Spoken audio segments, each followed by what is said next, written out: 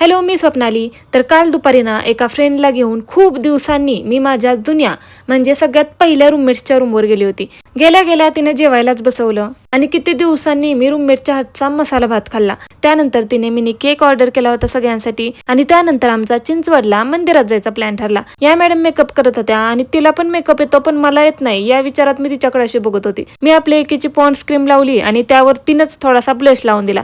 त्यानंतर म्हणलं आता आयलाइनर पण लाव. मग तिच्याकडूनच लावून घेतलं आणि सुकवून पण घेतलं. आणि हे जो मौत का खेळ खेळ रही ना ती पण आमच्यातलीच एक आहे आणि तिला बघून आम्ही शांततेत रोड क्रॉस केला.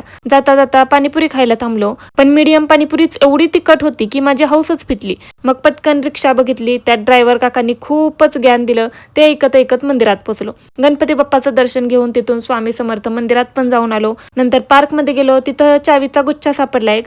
तसंच सोडू शकत होतं पण कंटेंट म्हणून सिक्युरिटी जवळ देऊन आलो. थोडेसे ग्रुपचे फोटोज वगैरे काढले आणि त्यानंतर कच्ची दाबेली खायला थांबलो आणि व्हिडिओ चालू केला की सगळ्यांनी तोंड बंद करून खायला चालू केलं. त्यानंतर मॉलमध्ये गेलो. जरा थोडासा टाइमपास केला इकडं तिकडं. मेन काम भरपूर फोटोज काढून घरी आलो. Okay bye.